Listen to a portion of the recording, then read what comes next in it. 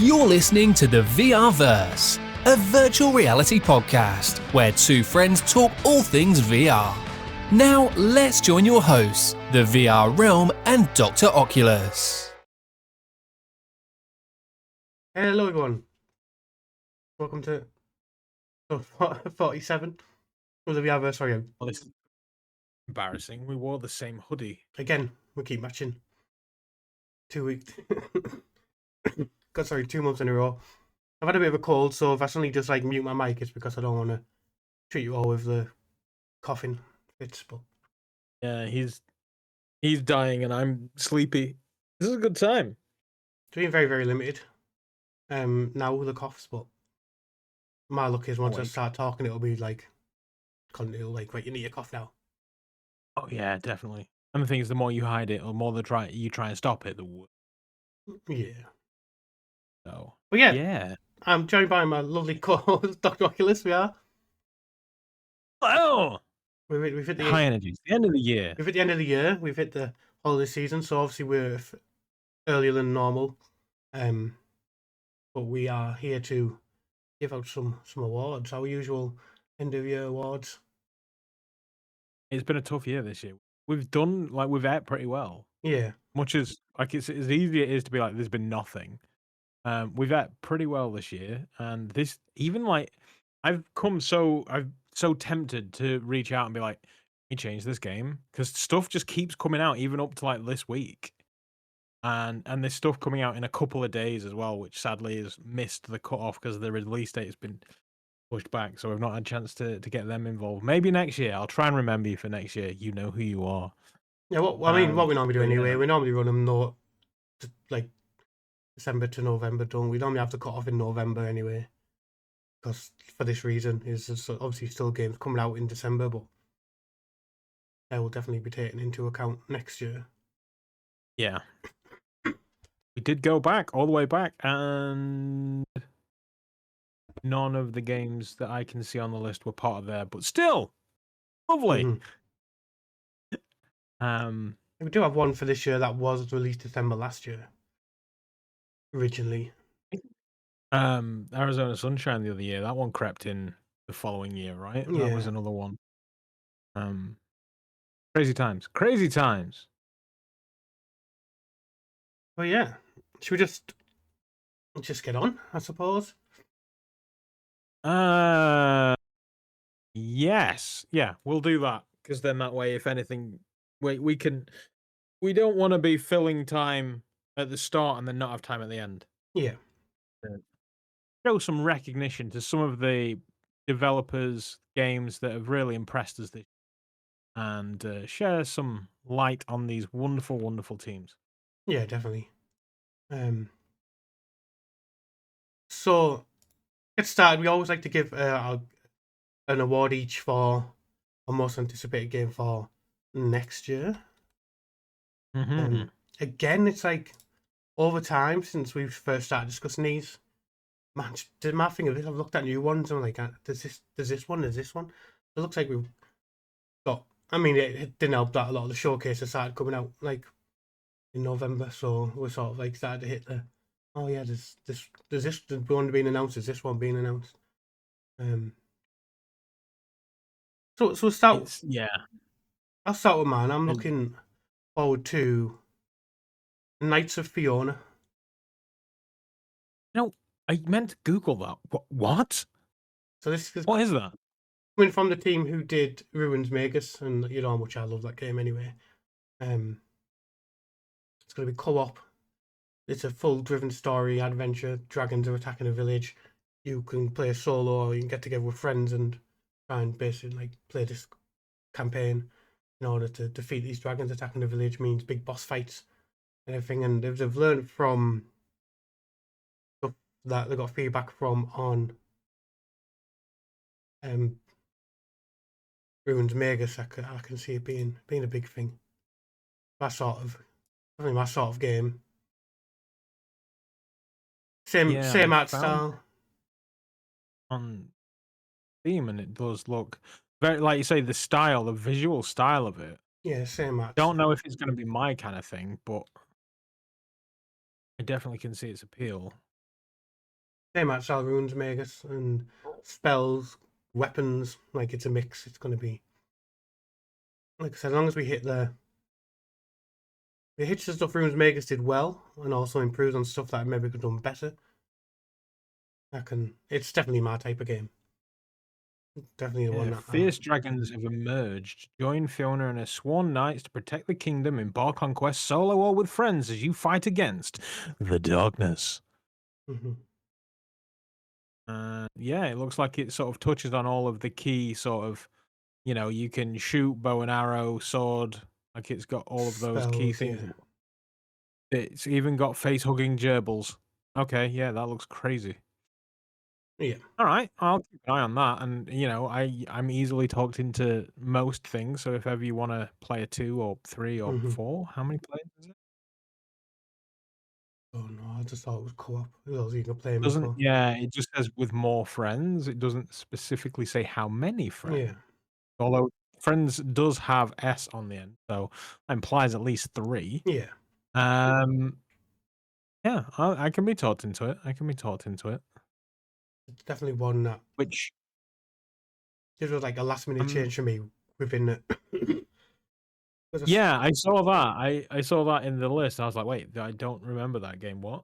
yeah, because I'd like spent the last week in bed, and then finally while I was laying in bed I watched like the upload showcase, and I was like, oh my god, a new game from Character Bank. I need that.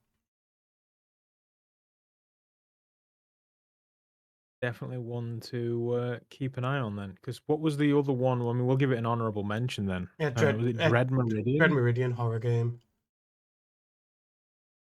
That was another one. Once again, there's a lot going off in VR, and I'm nowhere near as on top of it as I would or could or should be. Can't really talk about, but I'd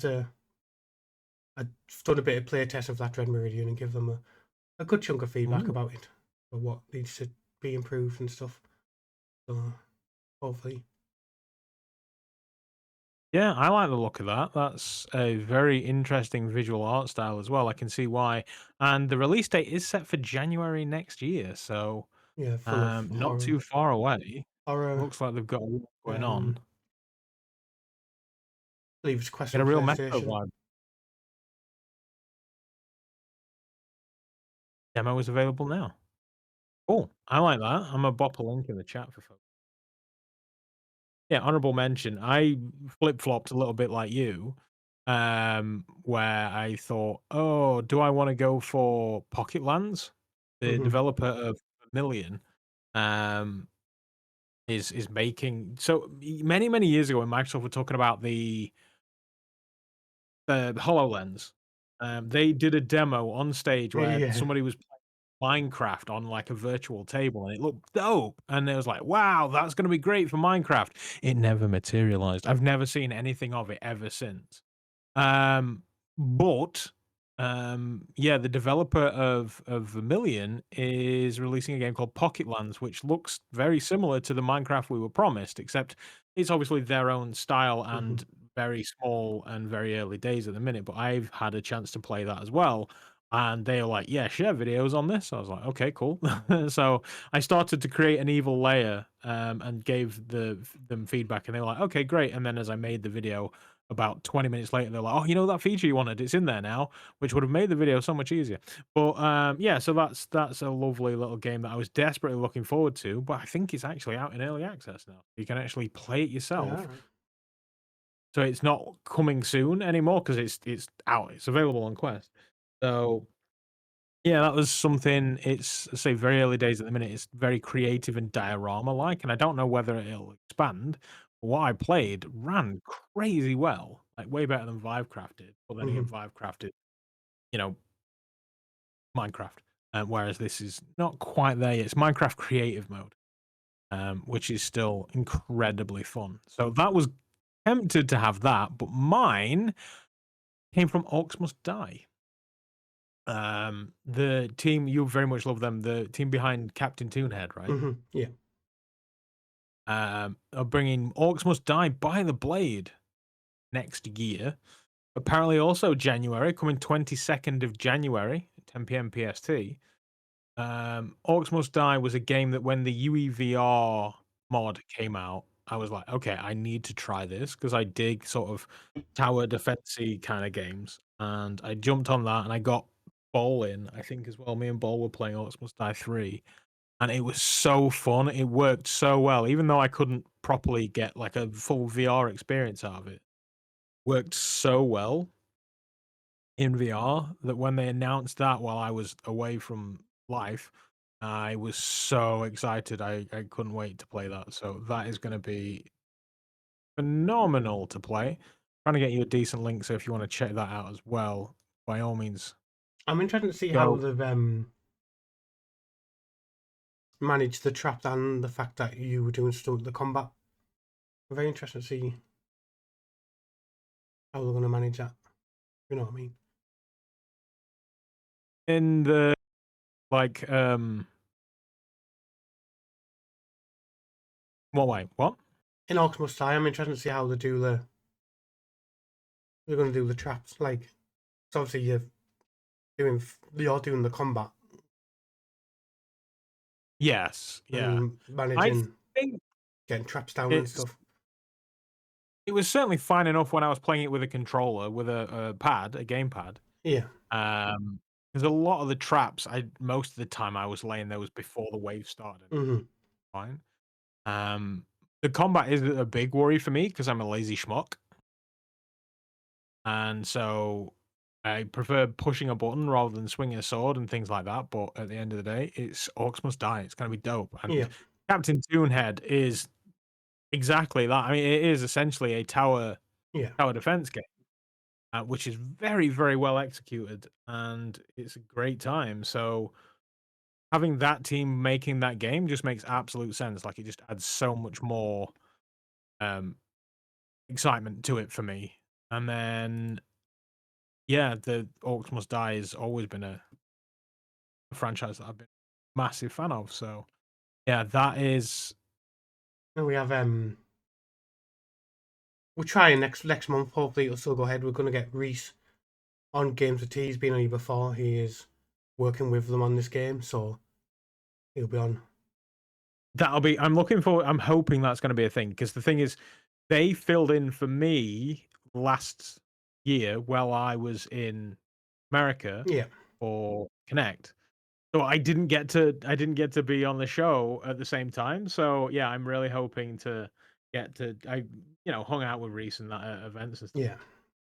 Great guy, and so I want to do the podcast with him. So yeah, I can't wait to. Hopefully that does come into fruition, and then I can also probe him for details. Yeah, I mean, it'll probably be out. If it's out when they do, it does come out on the 22nd. It will already be there. That's a good point. Yeah, actually, it will already be out. We'll be able to probe him on us. But totally, actually, will be the 27th. So yeah, I will have had it in my hands for about 5 days at that point. So lovely. So definitely one to watch for me. Cannot wait. Do great things. If you need any help, you know where I am. I'll play the heck out of it.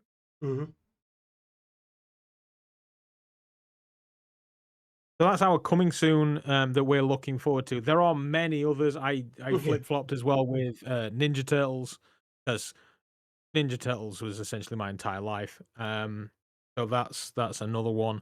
There's, just because we're not mentioning it now doesn't mean we're not looking forward to it. Oh boy, howdy we are. But it's just so many to choose from. Like I said, we both flip-flopped through different ones all the way through. Like I said, this Knights of Fiona was like a last-minute change for me when I seen all the trailer for it, and I was like, oh. Like, there's been some flip-flopping. But that, again, it's looking like another mad year. I think next year is going to be a really good year in that regard, and then it might start to teeter off and go kind of indie again, which is going to be interesting, like the old days. Yeah, it's all passion and fun.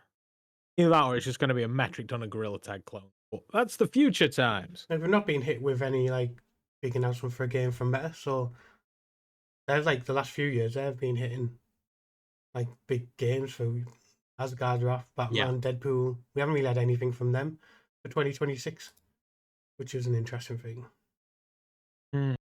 Yeah, because Camouflage have got to be. I mean, admittedly, 2026 might not be released, but maybe announce for what they're doing next. So that'll be interesting. They do, or maybe Meta will just close them down like they do all the other studios. Who knows? Yeah, Batman got a ton of praise, but that's not good enough. I was going to say, tell that to Lone Echo, Echo Arena. Yeah. So next up, soundtrack. Well, score music, best score music.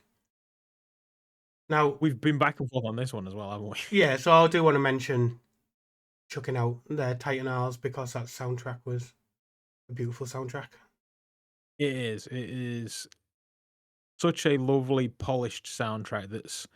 There's a couple of game soundtracks that make it onto my regular day-to-day life playlist, and there's a few tracks in that one that definitely made. The song at the end as well is so poignant and moving, both during the credits, but then just if you just listen to it alone, like it's just by itself.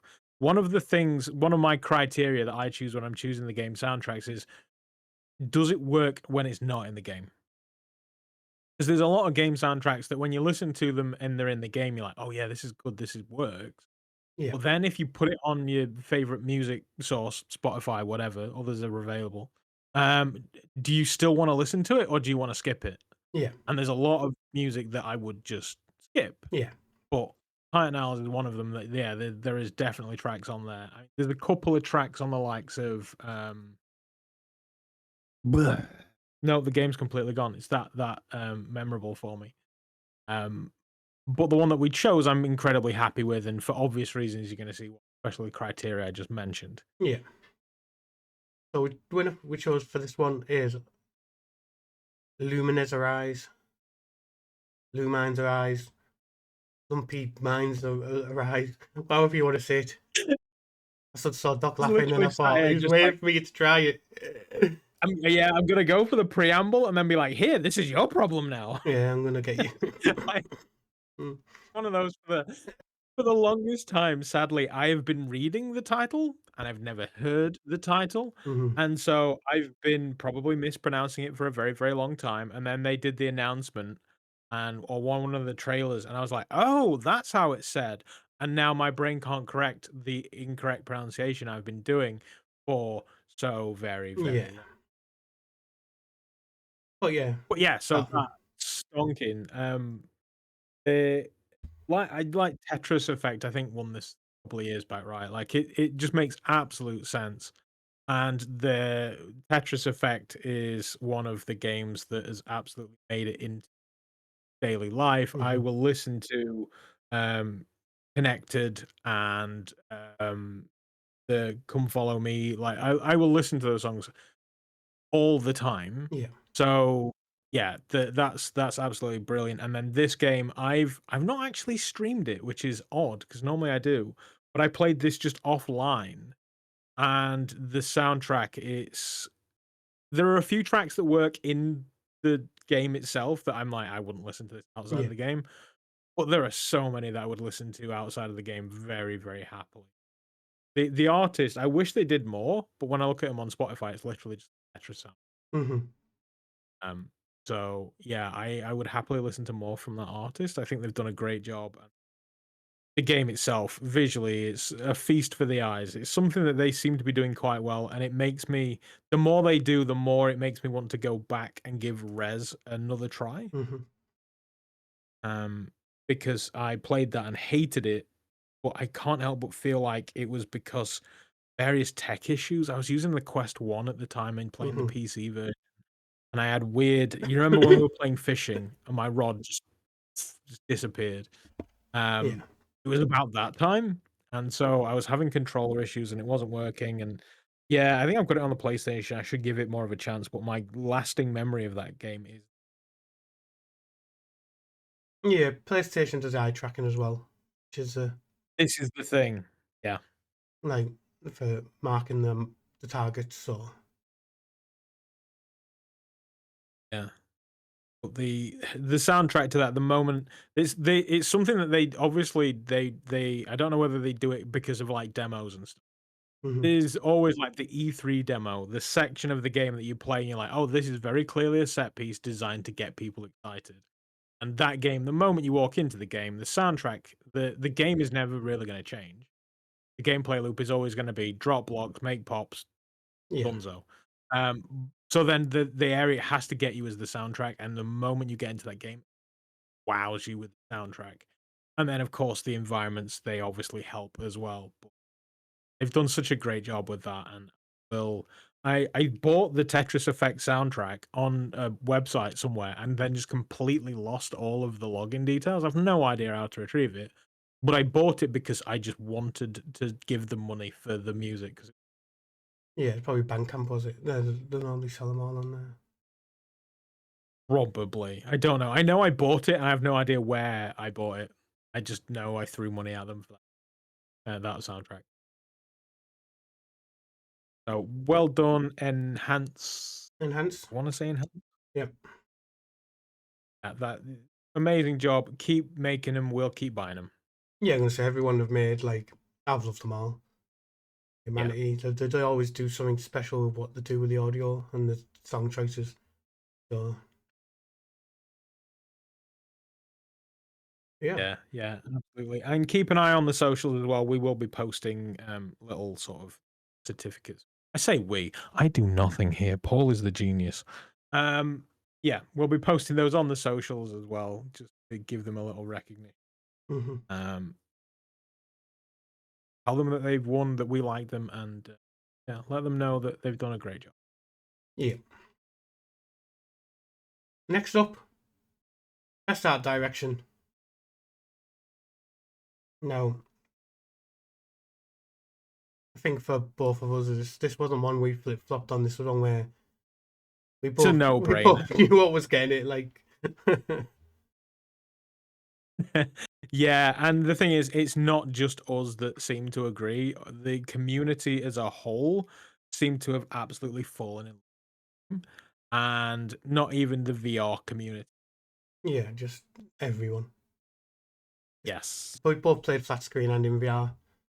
Obviously, for us, we're giving it on the VR side, and that is The Midnight Walk, Moonhood Studios. Game was always going to visually impress. And it is just it's an absolute treat for the eyes and for the soul. No matter how light or dark your soul is, that is absolutely wonderful. And I fell in love with Potboy pretty much. Actually, it wasn't instantly. It wasn't instant love with that guy. I thought he was cute and everything, but I mean, as I sit here looking at my favorite little mouse fellow, my lovely Quill, will always have a special place, and I'm like, oh yeah, you're just trying to be Quill. By the end of it, I was like, can't do it. Can't do it. I'm gonna cry. I'm gonna cry. This is it. I'm done. I'm done. Like it just that game absolutely ruined me. Best possible. It's just so visually stunning. They couldn't lose. No matter how much they tried. No. I'm not ashamed to admit when they announced it the other week when they were releasing a special limited to 500. I went and bought one. So I'm gonna get the special edition that's got the little Potboy statue. Yeah. Wanted it that badly. Ooh, friendly, like 180 euro. Stupid. They may still be available, but I just needed to own them. In my head, I feel it'd still be available if it was just VR, but the fact that it was hybrid and everyone fell in love with Potboy, I can't imagine. No, I mean, it might still be, but yeah, I don't know. Well, I mean, I would say that it may not be. Oh, it's currently 50% off on Steam, folks. Yeah, it might well be a best kept secret, but for $17.99 on Steam right now, you can get the Midnight Walk and the original soundtrack, which was another one that I was like, ooh, maybe that's a contender for the soundtrack of the year. Yeah, I'm happy to say that is a visually stunning game. And there's a link for Steam. I'll grab a meta one as well. You could find from looking on the like straight away as soon as like it was showing off the trailers and stuff. I was like, this is a game I know is gonna touch that artist side of me. I'm like, God, this is. You could tell the love and care they put in, obviously creating them and then 3D scanning them and getting everything in.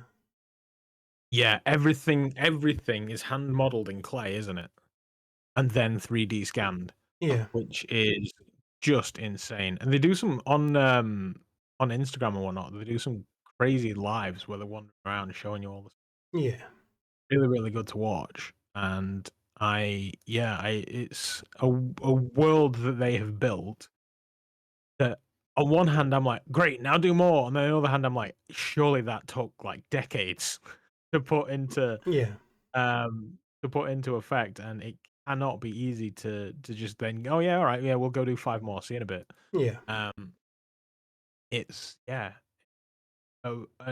such a phenomenal achievement. I it just hands down, well done. It's not available on Quest, I don't no, think. I'm certainly not no, it's getting any not. No, links, but no, then again, that kind of makes sense. available on PlayStation and PC. Yeah, I'm trying to get the PlayStation link here. So that'll be linked in the chat as well. So phenomenal work, folks. We applaud you. I would actually applaud you, but we know Crisp is just take it out anyway. So point. Mm-hmm. So just imagine that we are. Yeah, I took it from. Yeah, it's just from day one. I know, like both of us were like looking at it. I mean, I know I'll give it, and then you're like, oh, you didn't want to give it the same award last month. That's me last year. Both of us had it down. It's like, well, you had 2 in mind. I only had that one in mind. But then you're like, we don't both want to give it the same.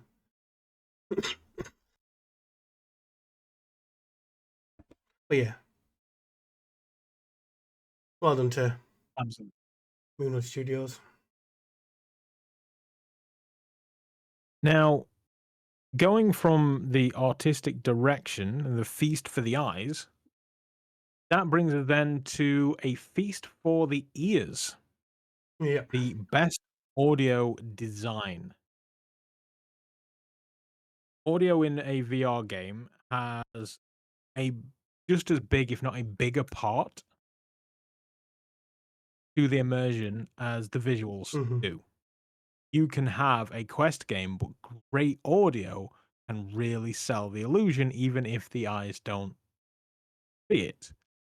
And so there were a few different games that I felt did fall into this category, but for some of its shortcomings, one thing the audio design game of the year award winner did do very well is bring the atmosphere to sell what the eyes can see.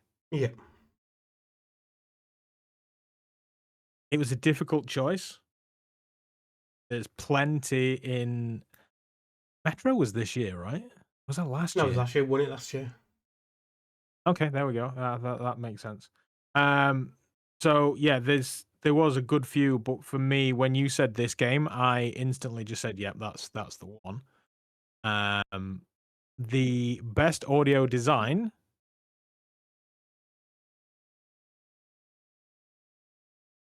Okay, the best audio design VRverse podcast of the audio. The award goes to the Alien Rogue Incursion.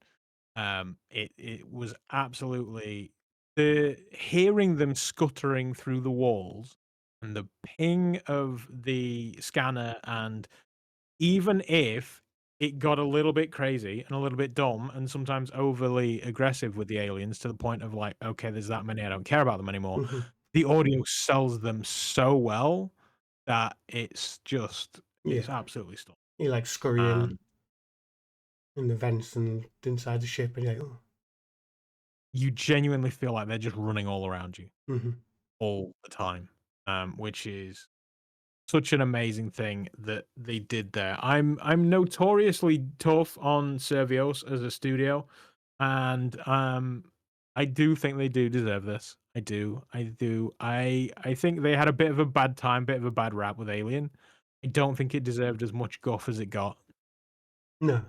Um, so yeah, I do think that they did a good job with that. Even if there are other elements of the game that I definitely would change, the audio absolutely so. Yeah. They capture like the atmosphere perfectly of being on the ship. Being alone when you're not with your android fella. You've got the idea. You can pick up as well. The 3D audio is good, so you want screwing on the wall, you normally know where it's coming from when you hear it. Sometimes you're a bit slow reacting to it. That's to move fast, but yeah, it's definitely, like I said, they had shortcomings in other areas. Like you said, there was just too many aliens. It made it a bit arcadey shooter. Aliens went down a bit. The aliens were just, again, you just got sick of taking them down. I know after a lot of the feedback they got, I think it was before they released the Quest 1, they started to put fixes in to reduce the alien spawn rates and stuff. But yeah, this is where we've hit the it's what I mentioned earlier, that came out in December last year. Was managed to like just squeaked in there at the end of the year, so then yeah, it came out February this year on No, Quest. Because I had obviously delay on Quest, but yeah. Definitely worth the audio. And it wasn't a horrible game. The bit that I played, admittedly, I'm an ass for playing the first 2 hours of a game and then not going back. So the 2 hours that I played were very, very enjoyable, to be honest. I guess I should play more to give a full sort of impression, but those 2 hours were really, really good. My big fear, and it could very well still fall to this, is they do exactly what they do, which is take a thing, do that okay, chop it up, and paste it 19 more times. Credits. That may well happen, but I enjoyed what I played. Yeah. By all means, spoil the crap out of it, folks. If that is exactly what happens, then it's Servios what you want. It's got a lot of backtracking through the ship to different parts of the ship again, but suppose I know I got a bit of crap for that, but I was sort of like in my head it's like you're on the ship, you're not always going to be able to move forward. I was going to say, yeah, you're on. Is it the spaceship, or I thought it was a planet? What? Well, yeah, you're on a planet, but you're in one. It's like, yeah, so you're in a space station. You're not going to have infinite space. You're not playing Skyrim. Yeah. You're in a space station. Like that's where it's set. So, of course, you are going to be covering the same ground quite frequently. Which is why I said it plays well into their wheelhouse in my my Steam review. The only other thing, a lot of people were unhappy that the part 1 wasn't overly mentioned, and they thought they were getting a full game, and now it's half a game. And I'm like, there's many hours of entertainment in this. I don't. Yeah, it's still just because the part 1 exists. Still a decent length game. It wasn't like it was like an hour and an hour. Not like it was half a game. It was part 1, but it's not half a game. It's a full game. It's just there's a sequel coming. Be happy, buy it, and be happy. So that's sort of understood where people came. Why not just advertise? This is part 1. Like, it's once again, it's been soup. It's a lot of people that are trying to fit their own narrative onto what they want from this, but that's not what. Yeah, their fault. They can't read. You can't blame the devs for that. So yeah, it is what it is, and they did a good job selling the crap out of Aliens. Yeah. Speaking of which, you're going to need to tell me about this next one, because sadly, whilst I went out and I bought the game, I haven't played it. Yeah, so I'll go for this one. The next award is for Best Narrative in a game, and that is going to Memoriam, Patient 8 Games, the team who made the Return to Rapture mod on Half-Life Alyx. It's their first full from the ground up game they've made themselves, and honestly, it was unbelievable. Now, to me, in order for a game to want me to keep playing as much as I did with this, it has to have a narrative that makes you want to know what's going to happen next. With this one, it's sort of mixed between voice logs, reading audio pads, but it's one of these games that makes you want to find them because you want to know everything about this ship, what's happened to the crew, and then obviously has a story in between, the woman talking to you, telling you the story like narrator. Well, not the narrator, she's your person talking to you on your radio. Like, you just want to continue forward, know what's going on. And that's what sells a narrative to me. If the narrative is one of the reasons I want to actually continue playing, then you know they've done a fantastic job. I'm enjoying what they're doing with the game, but the narrative is what's pushing me forward out of everything.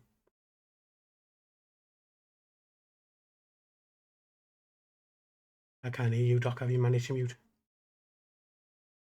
That's something that I do say to various devs. They'll be like, okay, what do you think about this? Oh yeah, you can do this, you can do this. And then one of the first things I will do is I'll turn around to them and say, why? Why am I doing this? Yeah. What's the reason? You've given me all of these cool features, and that's great, but why am I doing it? Mm-hmm.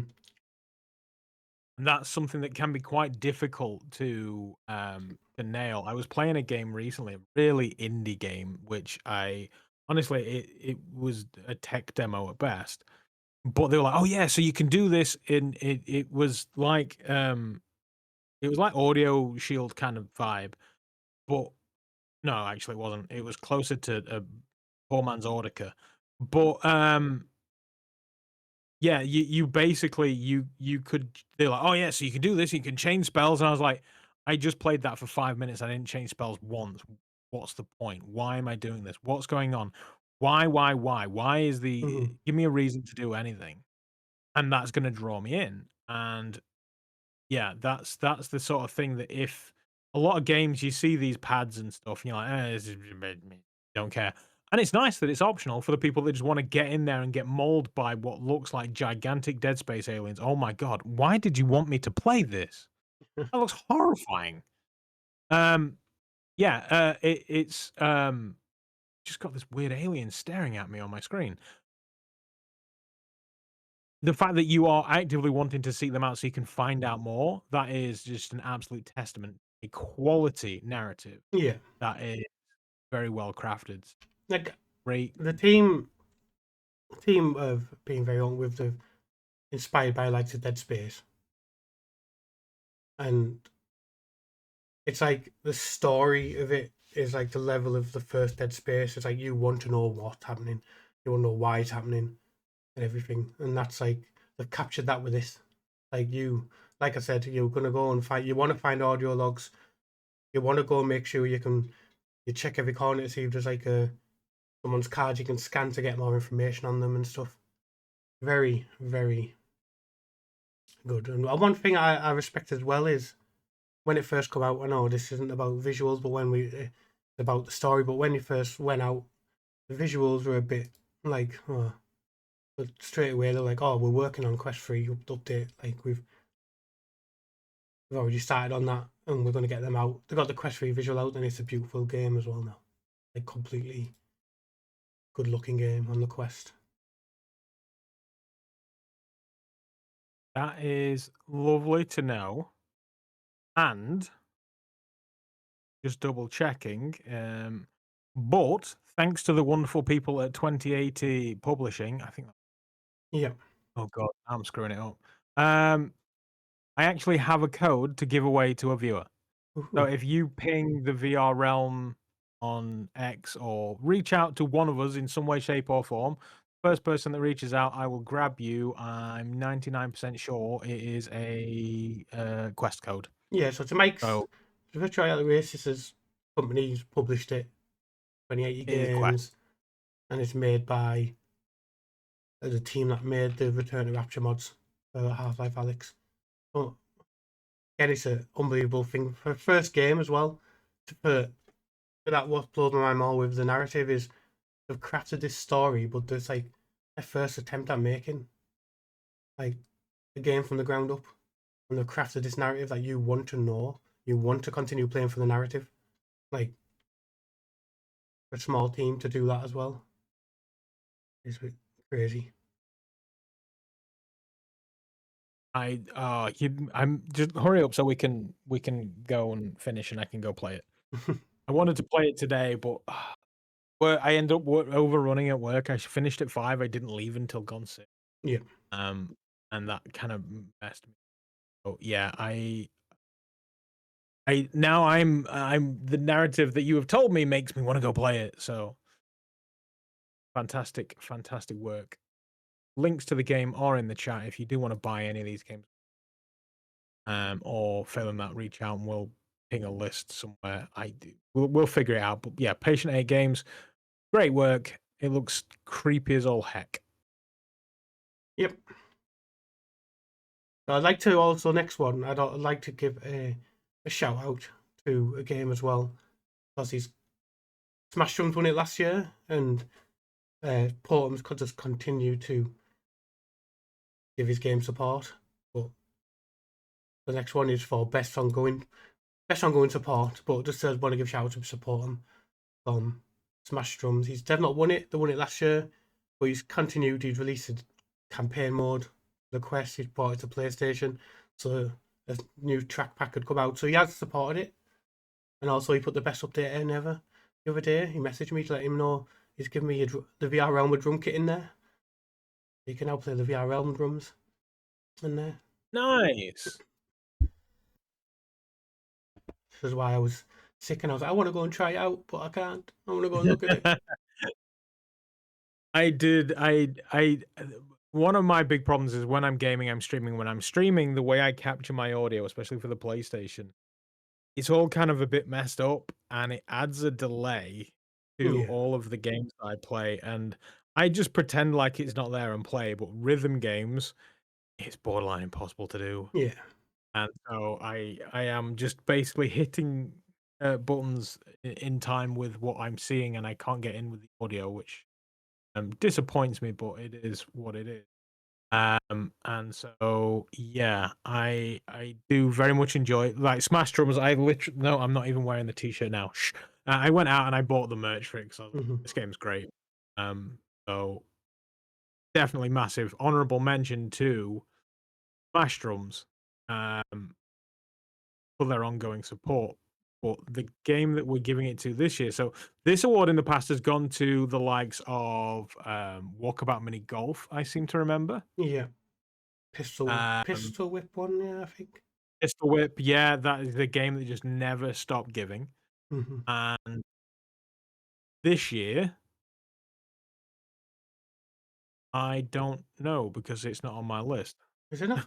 That's not the next game on my list. I'm looking at. So this year it's kind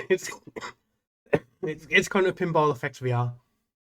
I mean, they're just constantly releasing. I mean, I know it's a bit of a sticking point for some, because I think now if you're going to buy the game, it's probably in the hundreds of £200 if you're buying all the courses. If you want all the tables as well as the game, they roll out tables. This game always confused me a little bit. I'm not going to sugarcoat it. It always confused me because there's Pinball Effects, and then there's Pinball VR or something. There's two of them that are basically the same freaking game, right? Yeah, they released one on Quest 1, which was just, I think they just called it Pinball Effects. Now the new one's Pinball Effects VR, which is a different game to the first one. And then isn't there a Pinball FX 2 VR? Pinball FX 2 VR is available on Steam. Yeah. From 2016. But then there's Pinball FX VR on Quest. Yeah. I'm so confused. And so, yeah, I know I've got a bunch of tables for one of them. Like, I know, a lot of the... Like, for example, when it first come out, everyone was like, oh, this, and then it was like $7.99, but you got free basic tables with that. And then if you wanted to buy all the additional tables on launch, it took it up to like £63.93 or something. And everyone's going, that's mad for like a. But I think in my review I said like if you're into that game, you're paying £7.99 a table basically on average. Like Yeah. that's more than what you. The thing is, you don't have to buy them all. No. You will have hours and hours and hours of entertainment with just the basic pack. And then the minute there's a few of them that's actually on sale now. $7.99 is the normal price. The Williams Pinball Volume 1, 2, 3, Star Trek, Adam's Family, the $4.99 for the packs. Yeah. So now is a good time as any to go out and get those bad boys. Indiana Jones is reduced from $12 to $6.99. The Universal Pinball TV Classics, $6.99. So yeah, now is the time definitely to jump into this game. Get yourself in some I was gonna say Dragon Ball Z then. Cylons, what are they called now? Battlestar Galactica. Yeah, the Battlestar Galactica table looks dope. Knight Rider, Xena. And I want to buy them now. So they're all on sale right now. Go check it out. And just know that you are committing to get a game that you can play forever. Like you'll be able to play pinball. The mixed reality on it is really good because you can literally have. I've always, you see it in like cribs, TV cribs and stuff where the celebrities have pinball machines just lined up. I've been in a few pinball bars where there's just machine after machine after. And the mixed reality allows you to have that without having to spend hundreds of thousands of pounds on pinball tables. Dope. So And you can also get even the X-Arcade TV thing, and you can basically make you can have a pinball table. Like I want to pressing the try buttons one on of the those. side. I do want to try one. Have to come. It's been a minute since I came to visit you. I'm gonna have to come and I can play with your toys and bring mine with me too. Yeah. Yeah, definitely we need to sort one out. So Oh, good. fantastic work to the developers, Zen Studio. Zen Studios, yeah. Like I said, they churn them out at some rate. Like I said, you can buy them when you want. You don't need to buy them all if you just want a set table or what. Like, but yeah, I know it gets a bit of stick because of like the overall price point if you want to own everything, but that's you wanting to own every table. Like, not them forcing you to buy every table. No, and you have to also remember that it's not just them that wants to eat off of this. No. And I want one thing I've if always you've got the Tomb Raider pinball pack, you're gonna have to pay other people other than the developers. yeah, and one thing that like which is the reason I don't think they're badly priced as well is like go to a pinball museum that has all these tables and they take them apart and scan each part separately so it's perfectly to scale. Even the nuts and bolts are to scale. Like they take it apart and scan every part individually to make sure it's all to scale, perfectly to scale to the actual table. Like that's that's a level of attention to detail that you only ever really see in driving games. Where they go and scan every crack and every pebble on every track. Seeing that kind of level, 3D scanning the cars and stuff, they put that kind of care and attention in a pinball game. Yeah. You wouldn't think there is a massive market for that. And so there must be a massive amount of pleasure and passion that goes in. Yeah. To give you the best possible authentic experience that you can. I'm here for that, absolutely. Follow your joy. You're doing great things. Yep.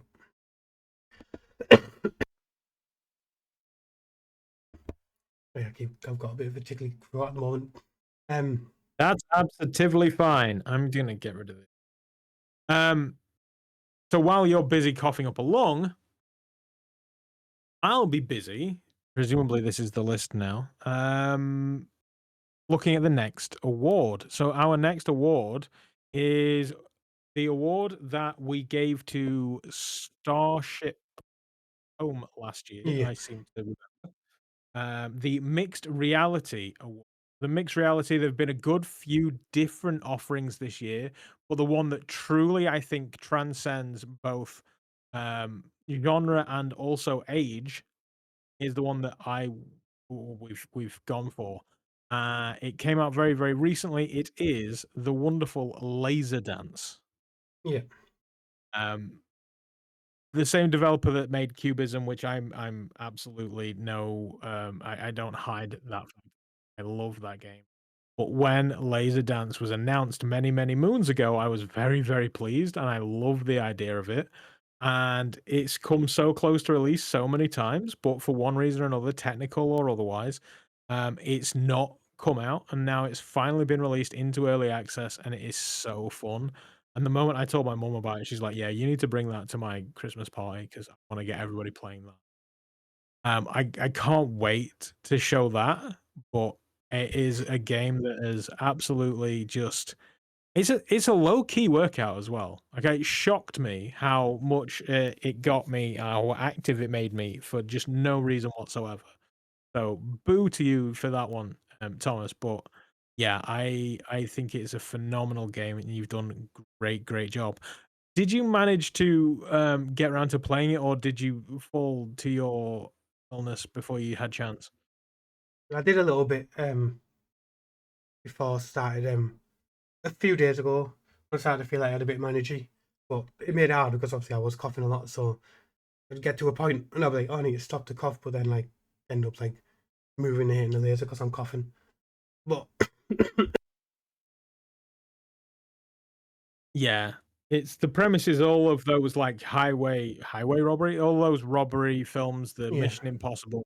You are basically and it's not dancing, don't get worried. It's not actually dancing, it's basically the, laser grid in a hallway, and you can't trigger the alarms. yeah, The game.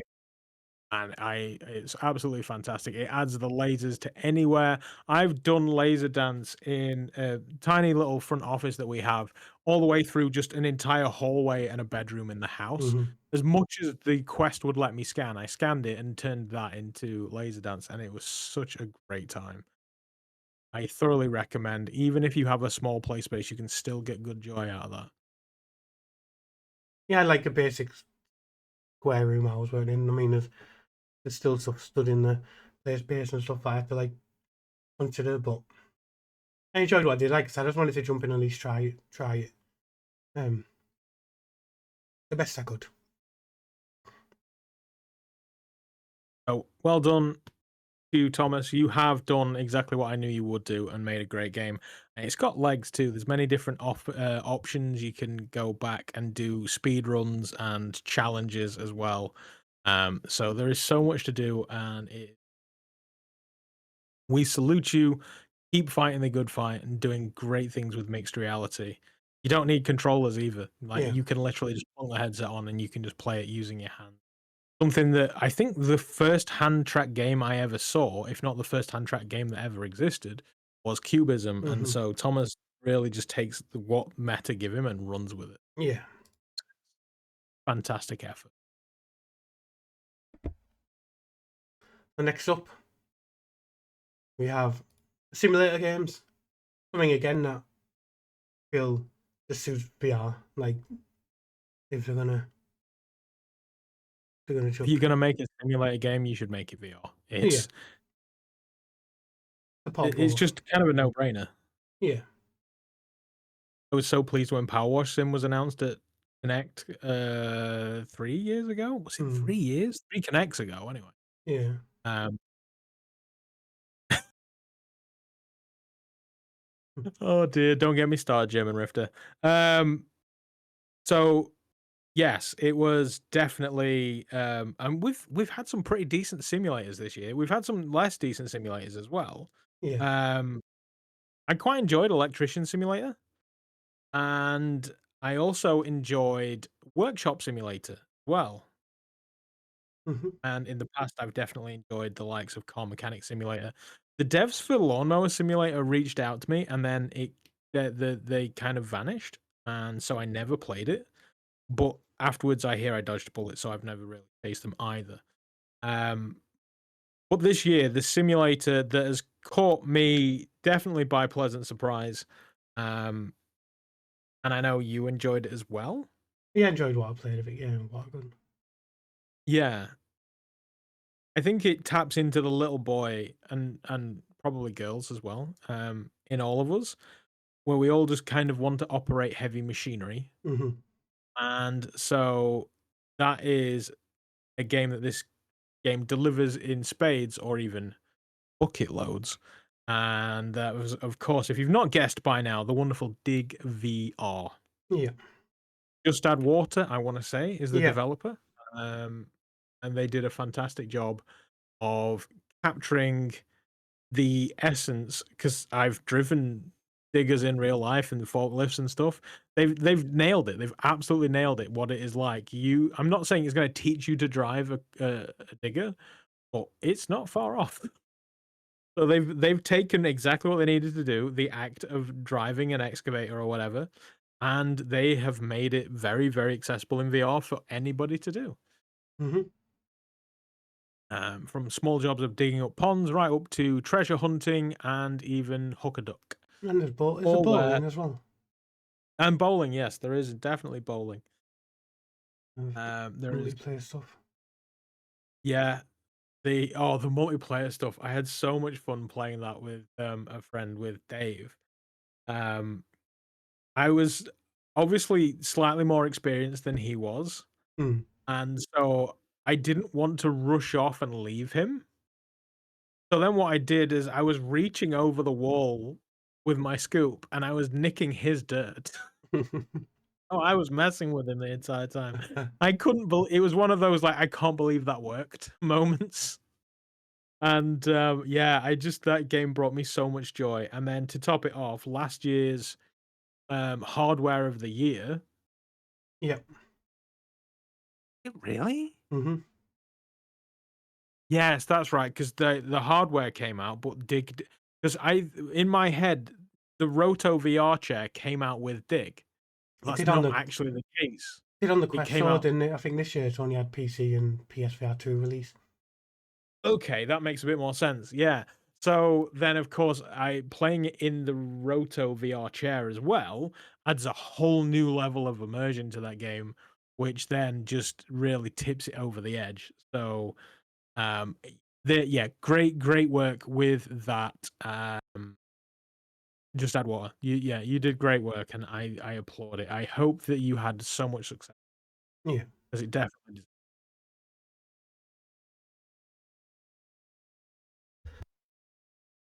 Realize I'm slacking on my links. I'm sorry, chat. Just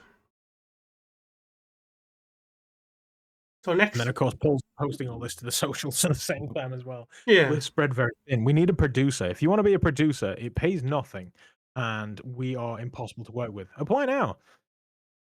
Next is we've got best multiplayer. Obviously, there's a lot of multiplayer VR comes out over the years. Over each year, there's, I think, a lot try and wangle in some sort of multiplayer mode. There's one that stood out with me this year, stood out both of this year. It's probably the game I've got the most multiplayer hours in this year, outside of like the Walkabout mini golf. It's definitely the game that I've got the most multiplayer hours in this year. Probably the most single player hours as well. Mm-hmm.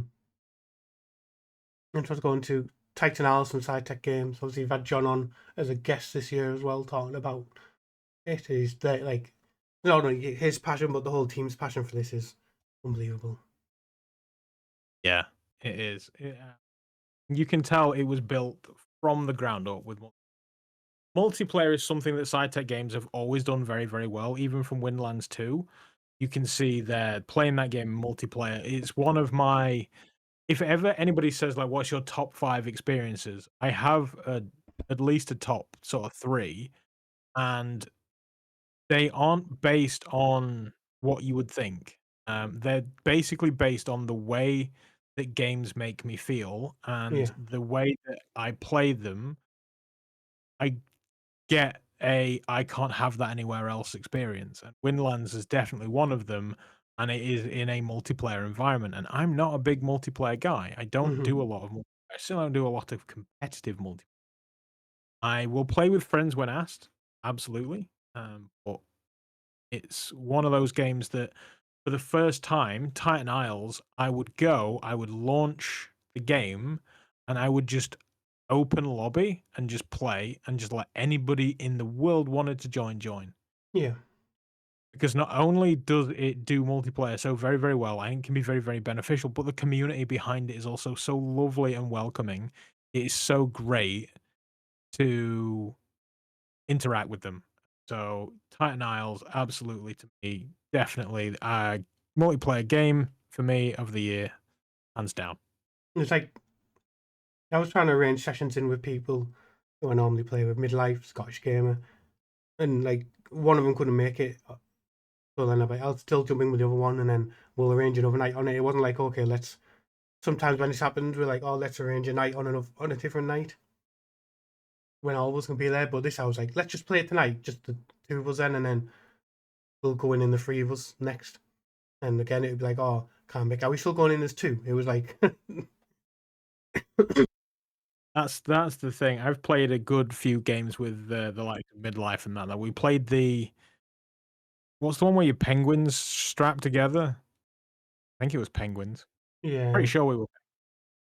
We were playing that together, and it was a great game. Had a few issues, but yeah, that was a good game. But nothing to me beats Titan Isles for multiplayer experience.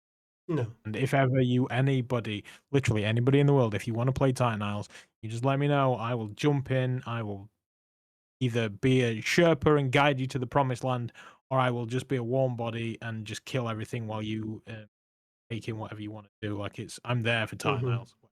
You just let me know. yeah,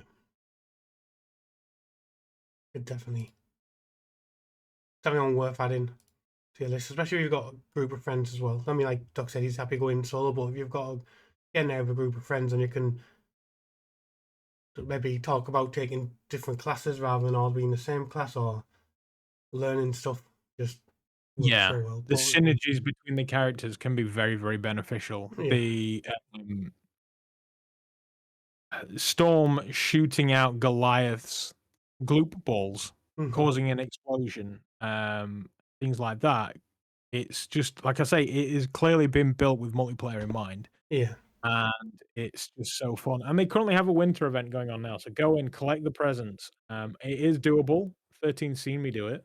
So it is possible. It is very, very tight, though. I did it with less than a second to spare on the 2 occasions that I've done the latest update. So, yeah, don't be disheartened if you don't get there. There is a route. You can do it. It is possible. but yeah, good ones to go into the multiplayer. And you go in single player. What's also good about it is one issue I know we had with Winlands was we kept losing, like someone had host and then they'd need to be there next time to carry on properly from a set point. On this, where you will start out whichever levels they're on, your characters all auto, like is at the level it's at when you're off your save. It's not like you're stuck with like starting a new character every time you want to join someone else. You can still have your souped up character, which is always a good.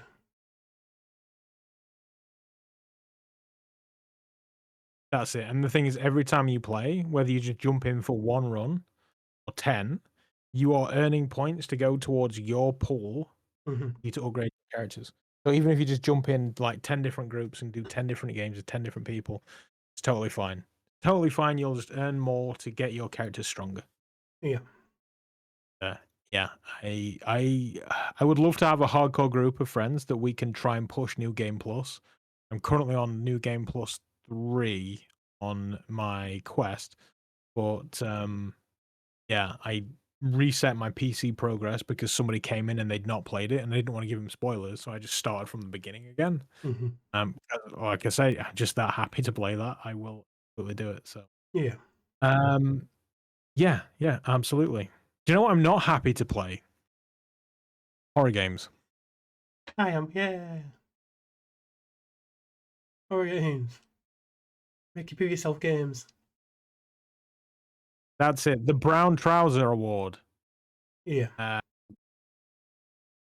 You are the expert on this one. Yeah, we've already had a big discussion about it, but Memoriam going up again for another award. Best horror. I feel it's been it's one of these ones that where it's got the aliens, it's got the monsters you're fighting. It's more the atmosphere. It's like you're waiting for something to happen, but it's probably not going to happen. But you're in your mind, it's going to happen.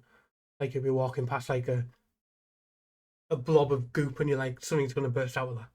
I'm going to have to fight something. And you just walk past it fine, and then you'll walk past one later on, and then suddenly something comes out of it, and it's just like I think you see that's where I think Rogue Incursion kind of slipped up with the constant appearance of the aliens. Didn't give it time to build up the tension for you to be scared of them. no, That's something that this game must clearly very well be doing to yeah, make it to horror game of the year. I know I'm off topic, but do you know a game I've discovered recently? I've owned it for such a long time, but I've been playing it. It's Devour. You play Devour? no, but I've got it. I've had it in my library for like you. I've probably had it in my library from a Steam sale where it went really cheap, and then I've never ever loaded it. Yeah, I've been playing that recently, and it's just fun. It's just plain fun. I had such a great time, even though we've never actually completed a run. I still had a really, really good time. So, I know it's off topic, but I might actually like horror games. Turns out. But outside of obviously we spoke about we spoke about the narrative in Memoriam. Sold it to me a lot, but yeah, it's just the atmosphere. The thing of something's going to happen is always on your mind. Although, like I said, a lot of the times it doesn't. But in your mind, you're like, something's probably going to come out soon. What's going to happen? Yeah, that's it. It builds up the tension that way. That's one of the best. I hate jump scares. I don't enjoy jump scares. I think they're cheap and horrible.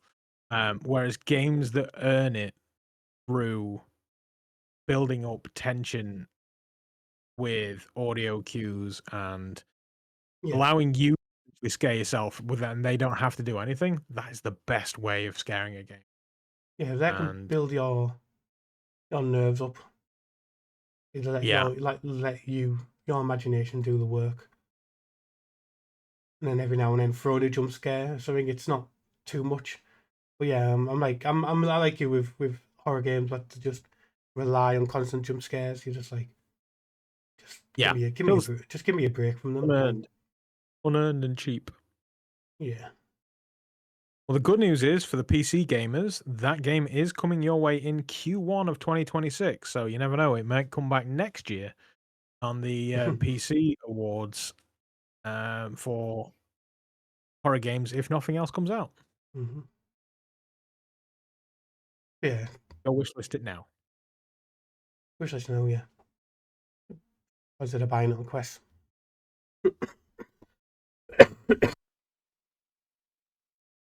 Oh god. Never know if I've hit that mute button in time. Yeah, I keep forgetting on how to do it. I was clicking everywhere but where I actually needed to do. Yeah, bod. So horror. More horrors in the stream. Sorry about that, folks. Atmosphere is better than jump scares. 100% agree with that one. Yeah. So from horror, something that been a bit of horror for me recently. I sort of fell out of love with shooters, which it was my main thing in VR was I'm gonna play every shoot that comes out.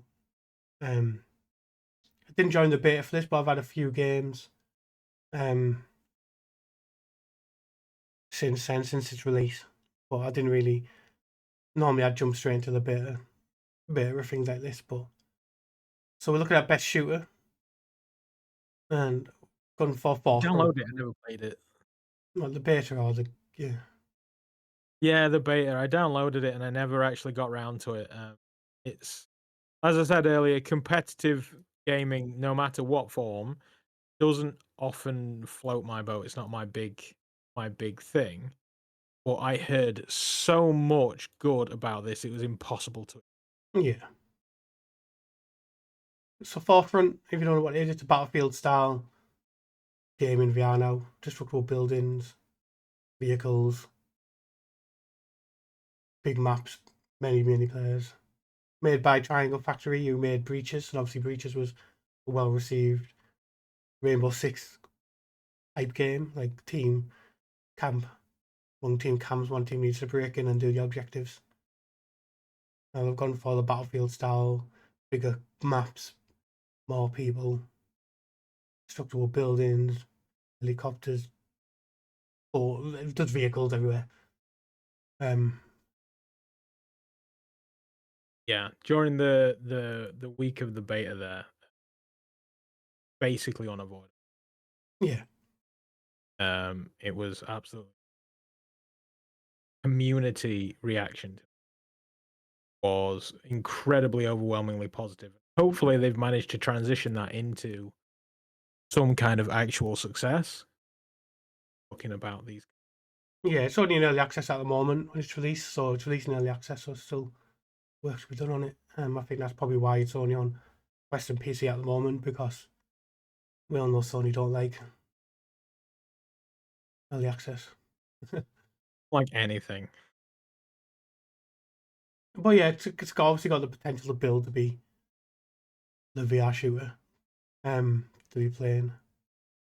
I mean, it's still very popular. It's not one of these shooters where you're gonna go in and struggle to find a game, which is always a risk when you release a multiplayer shooter. Yeah, it's absolutely key. You need to have full lobbies, or there's no point. Yeah, Sadly. but yeah, I've played. Like I said, I've not played many matches of it, but what I've played, I've enjoyed. Just needs a bit of.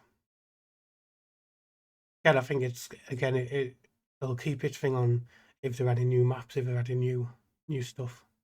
But it's early access at the moment, so Yeah.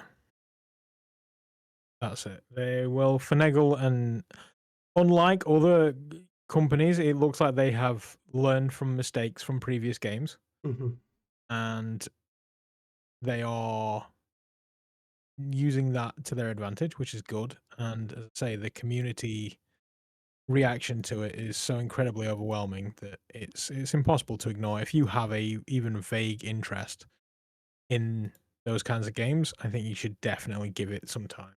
yeah, definitely a shooter to give time to.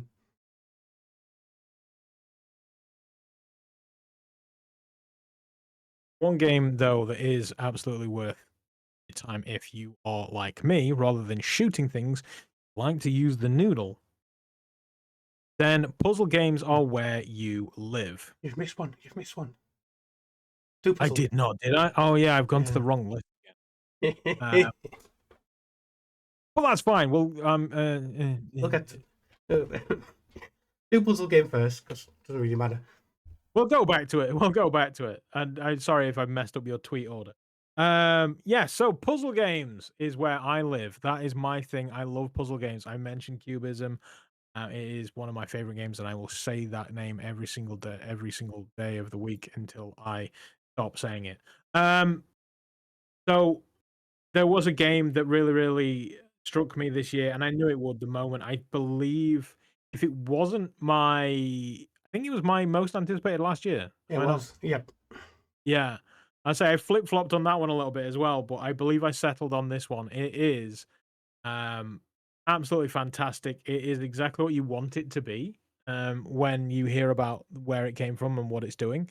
And that is the phenomenal Ghost Town. Yeah, unbelievable. Unbelievable.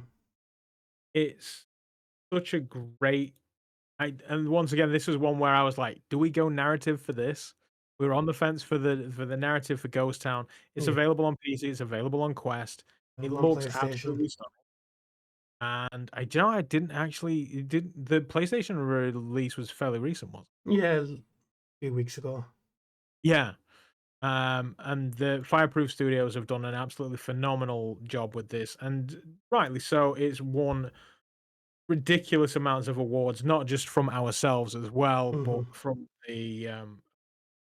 community as a whole. Game of the Year at the TIGA Awards, TIGA Awards, Yeah, the video game Puzzle Game award. of the Year at the awards there, Rain Dance Immersive, winner of Best Game, Unity Awards, Best VR AR Game, Best VR AR Game at the Game Award nominee. So yeah, they've done great things, and rightly so. They are just so beamingly proud of this, and they've done a phenomenal job with Ghost Town.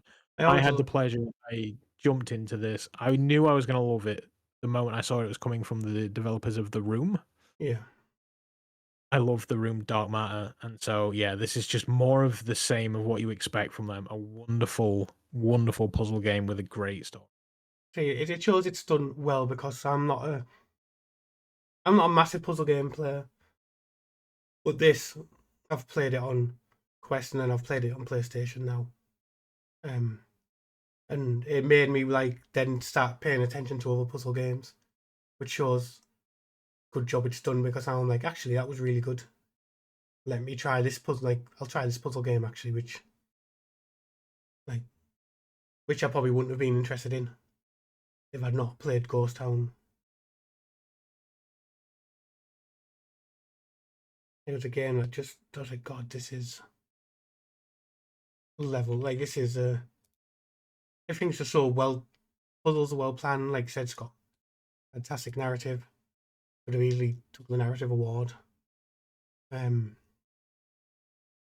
the visuals, even on the Quest 3, is mind blowing. I think you muted yourself again, Doc.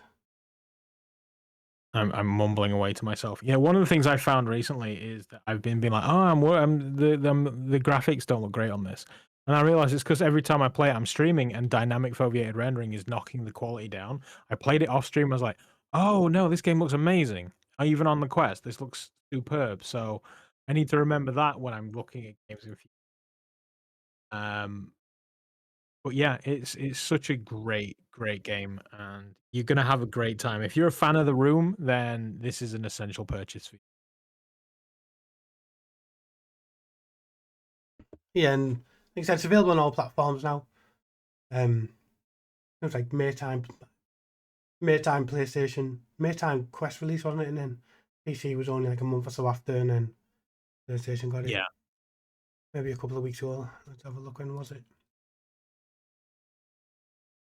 December 1st. Yeah, so a couple of weeks ago.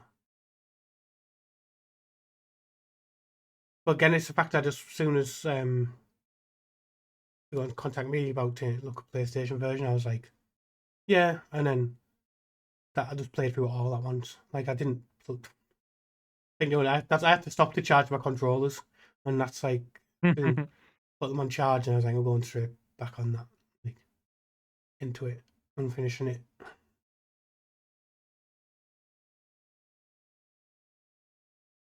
It's got some like quite spooky elements to it as well, which I mean, they're not horror, Yeah. but it's got some like uneasy segments. Now I know you on this part on the stream, and I don't, and you probably doing what I was doing. An outstanding part where you go into another realm and you've got to put your hand on the ball, but if you take your hand off, you automatically just transition back into the normal world. Then as soon as you put your hands back on, you Yeah. transition back into that realm. And I thought that's such a smooth transition, simple as well. Like, Yeah. And it's one of those attentions to detail that they don't have to do. mm-hmm. But they do. And it's great that they included that, because many games would have just glued your hands to that ball. That'd Yeah, be it. You just sit there, stand back, watch the thing, and then you carry on with your life. But no, they added that feature as well, which is, yeah, just nice little things like that. It's crazy the little things that sell a VR experience. I think it's one of the things that, I know the apples and oranges, totally different thing.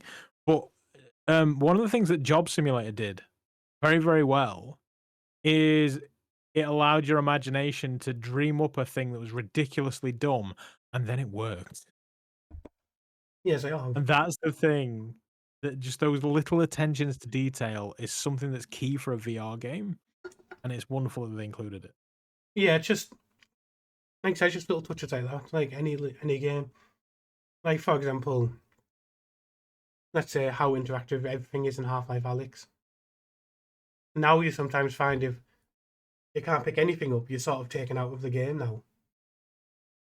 Like if some games still don't allow you to pick anything up, some allow you to pick set stuff up, but some are still like, no, you just can't interact with those items. And sometimes you're like, oh, why can't I pick up a cup? Yeah, the amount of things that you see in VR games, and you walk up to a shelf and you're like, oh, nope, I can't grab anything. Mm-hmm. And whilst it's one of those things that it's like, okay, yeah, that you can't live in a world where you can't grab anything. I'd rather them just have an empty world, or put it in a glass case that's unopenable, Yeah, rather than include it and not allow me to grab it. yeah. But Ghost Hunter's So got a lot good, so make sure to yeah. check that one out on your chosen platform since it's available on everything.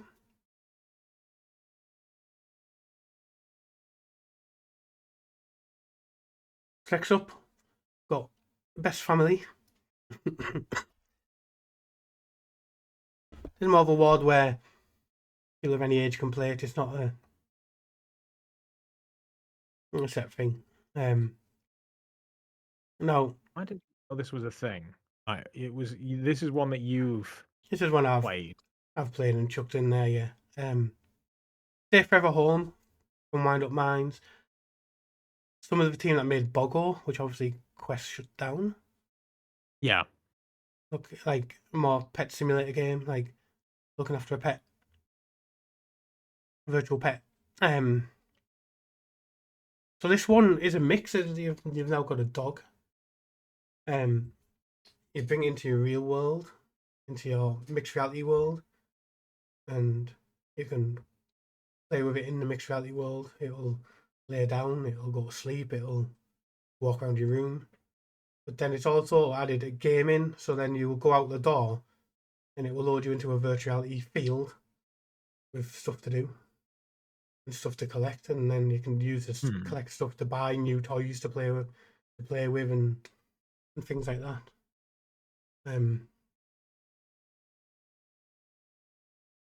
So originally we Lovely Minds of Wind Up Minds. Wind Up Minds, yeah. And it's very,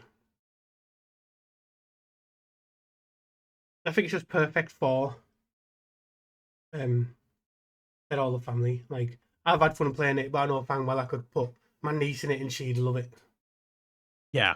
She's got like this virtual dog to play with. Like even when you're out out into the virtual reality world and you're maybe trying to destroy some weeds in the garden that had poisoning stuff and things like that, you can still interact. You still bring your hand up to your mouth, it'll whistle, and it'll run back, and you can still stroke it or throw a ball for it while you're out in the field and stuff.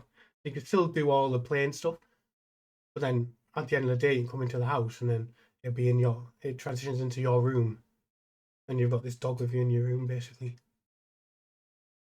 that you can pet, brush. You can always tell the sign of a good day when you go onto their website. It has, this is the game, this is the team, this is our pets. Yeah. Oh, I think one of them may have died. Not one of the pets. Yeah, he's got a weird icon above it where none of the others have, which makes me wonder. I mean, pets die. It's too many cats. They're made for a mix of VR, mix of MR. It's definitely worth a look at if you're looking for a little thing all the family It looks can enjoy. incredibly wholesome. Yeah. Incredibly wholesome. And it looks really good. Like they've gone for like a cel shaded art style. Yeah. That seems to really, really work in the mixed reality stuff as well as in the VR stuff. Yeah. One of the things, good few MR games do is they don't quite sell the MR stuff as well as they do in the VR stuff. Yeah. Lego game looked great in actual VR. When you got it into mixed reality, it seemed to really press the Quest to a point that it before. And yeah, they seem to have really nailed that. Yeah. Really, really good. And like you say, fun for the whole family. Quest exclusive at the minute, but you never know. With the Steam frame on the horizon, they might figure something out. The pass through looks quite passable after looking at some of the videos I've seen on it. Not as bad as the Quest 2, just not colour. So possible we might see these things. Maybe do a Stay Forever Home Noir edition.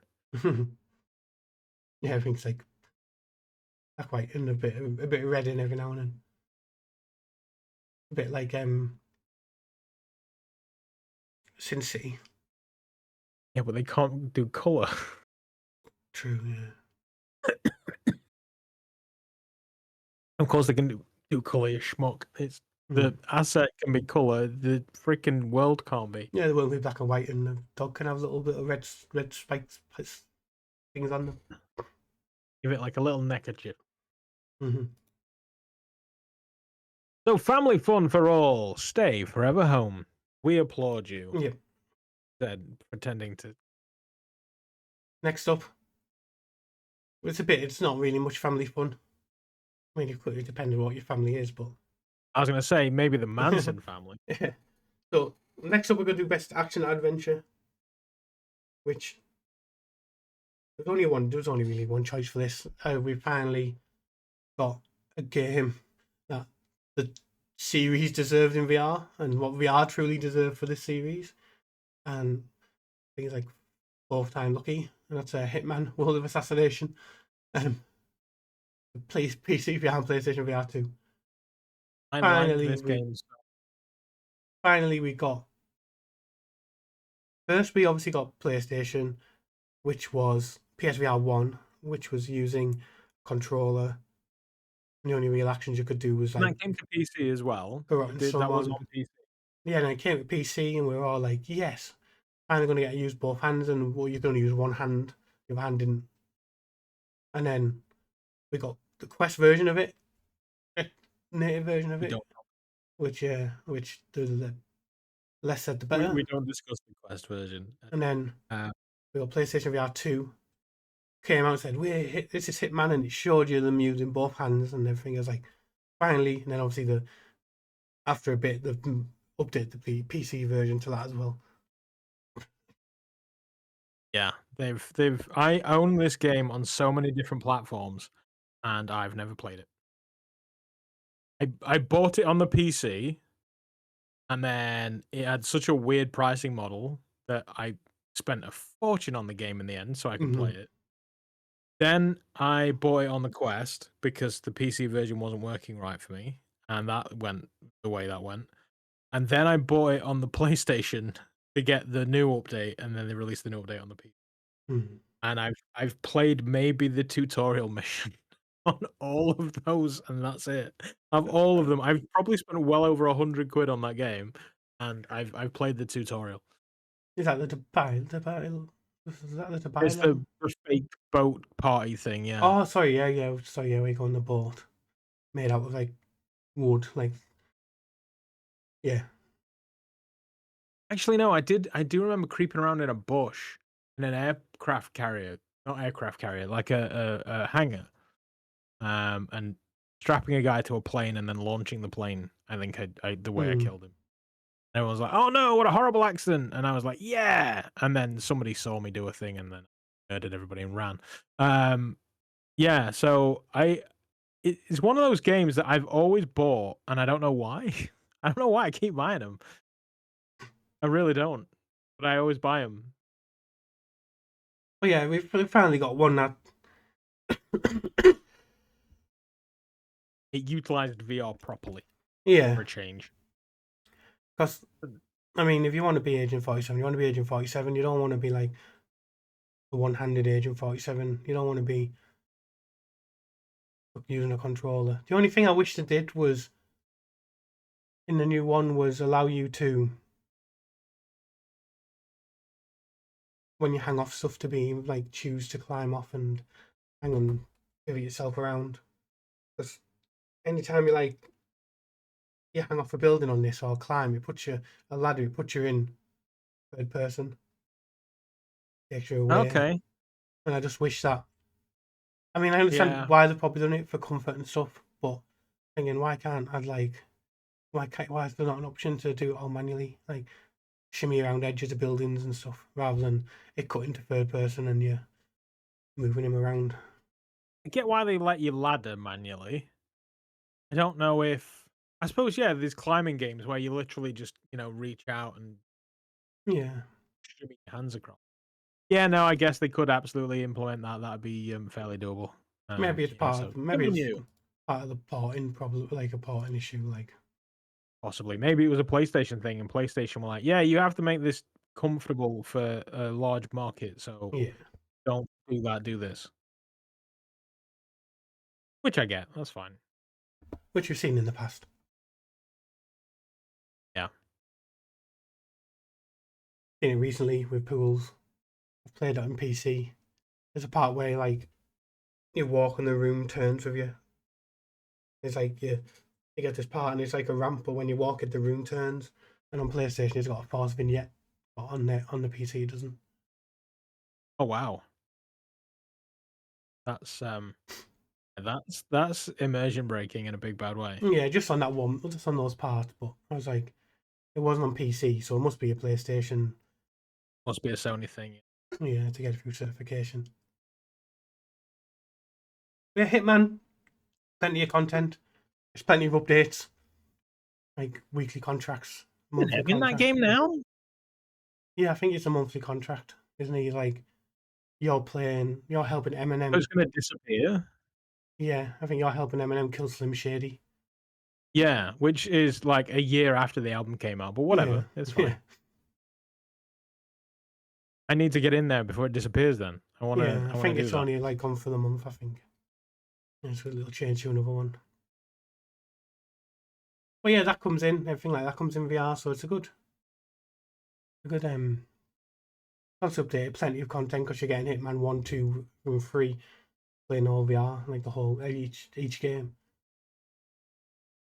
And a prime example of if at first you don't succeed, try and try and try and try until somebody says that'll do. Yeah. We appreciate your efforts, even though we crapped all over you every single opportunity we had. I mean, we didn't. The VR community as a whole generally pissed and moaned every step of the way, and we still will. But at least we have something that we would think is award worthy, and hopefully you appreciate that. Yeah. We have our penultimate award. Yes, 2 left. mentioned, and boy, how's they're a doozy. We mentioned best hardware last year was Roto VR, so best hardware this year. It's going to be haptics for the Haptics first-person shooter bundle. They've released this year, which is the Haptics Vest Pro and sleeves in one package. Obviously, they've added support for everything. Well, not like every platform. There's native games on Meta. There's native and modded games on PC, and then there's native games on PlayStation VR 2. So, I'm a Wooja guy, mostly. But let's just say I may or may not have acquired access to the haptics hardware that I've still fully yet to test because the batteries were flat on some of it. But I am very much interested. So if anybody has any haptics suggestions, games that I should try, including the lovely Titan Isles, that's the first one that I'm going to be doing. I am definitely all ears. Give me a suggestion. Tell me if I need to download a mod or anything like that. Because, this is something that I've always been curious about, but for contractual obligations, not been able to go anywhere near. But I'm not under contract anymore, so fuck them. Yeah, haptics is again, they've been in the game for a while, haven't they? They have. and over the years have changed they've made them look nicer. They've made them perform better. They've made one with plenty more, one with 32 motors, cut them down to 16 motors for some, and made them cheaper and things like that. So they've different budgets friendly for those, which is great because and it's one of those things that we've always said, and I think it absolutely made sense when I think it was Buck who said it first, and that if you are a first person shooter nerd or if you're a racing driver nerd or whatever, um people are like, oh, I don't want to spend £1,000 on a steering wheel, or I don't want to spend £500 on this haptic gun on this vest and this, that, and the other. But here's the thing is that might seem like a lot of money, but if you can get the value out of that, then spend that money, because all you're going to do is take something you love and make it better.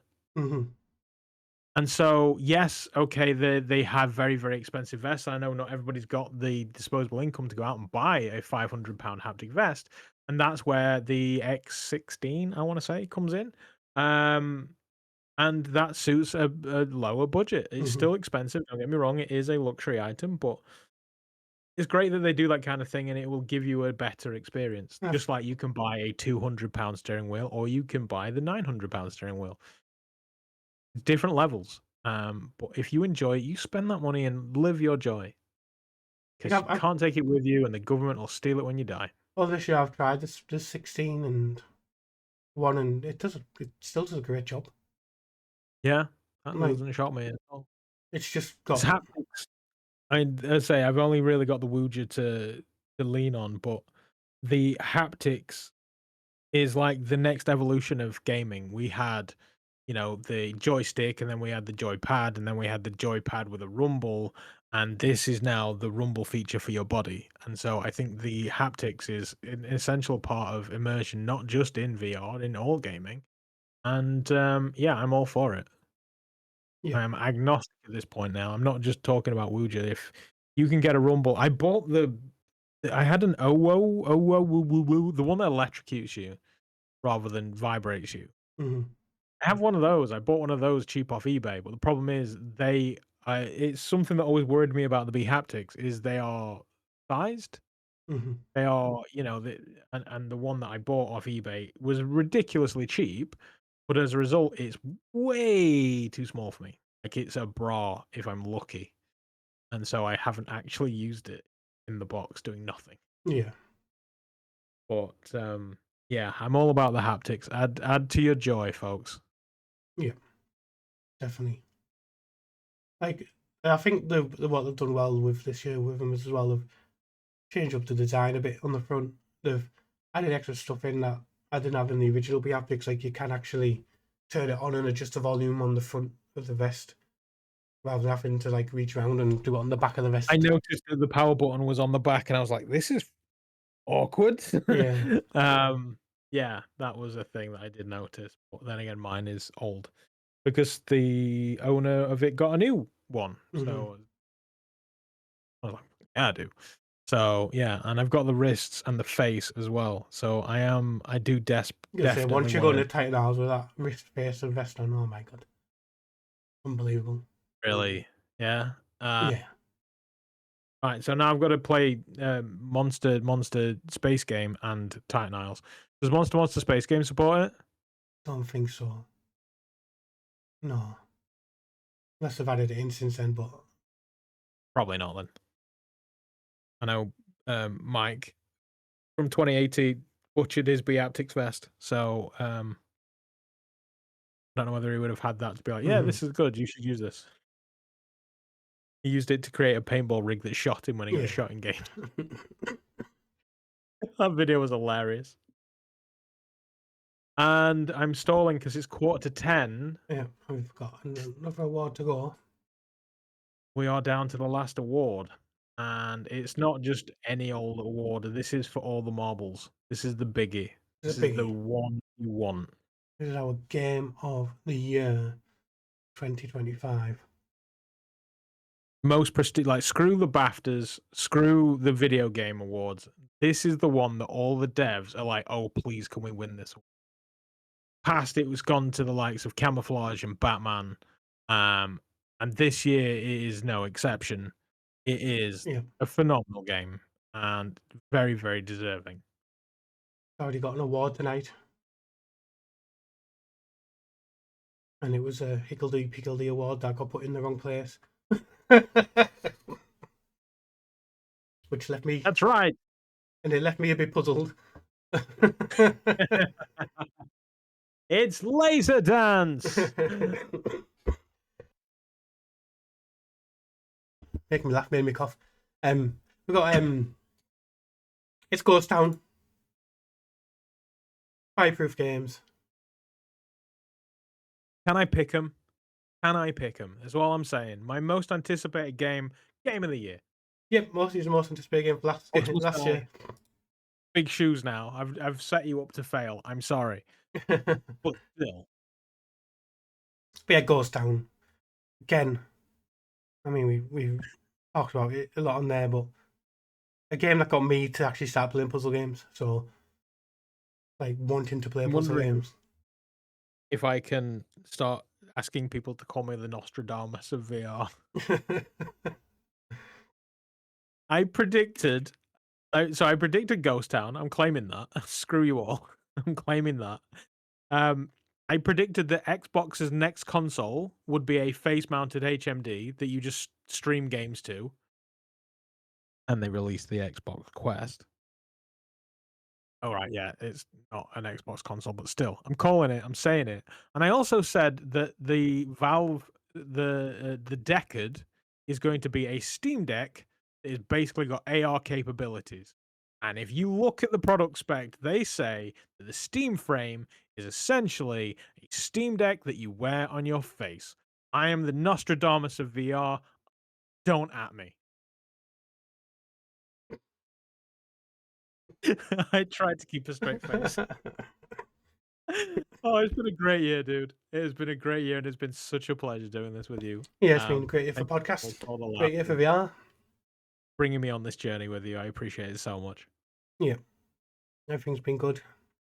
Might end it here at this one, because I've got this cough's coming on a lot now, so...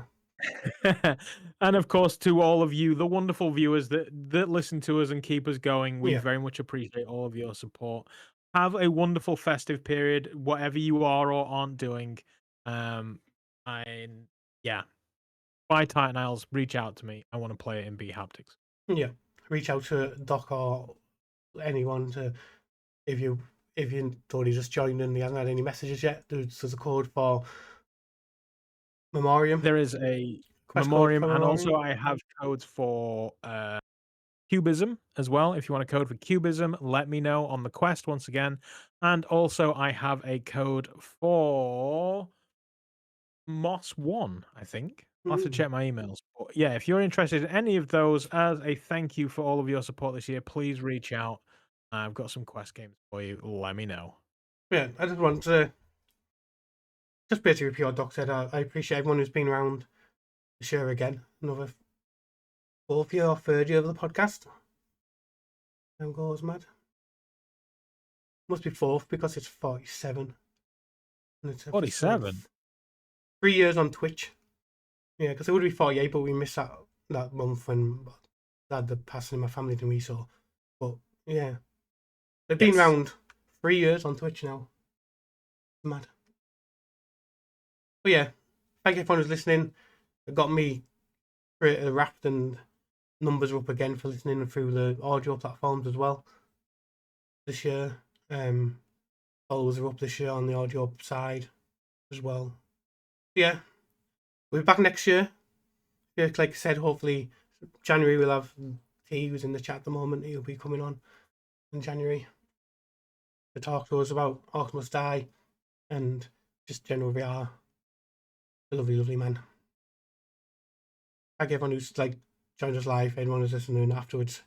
And have a lovely holiday, everyone, you and your family. And we'll be back in January. We will indeed.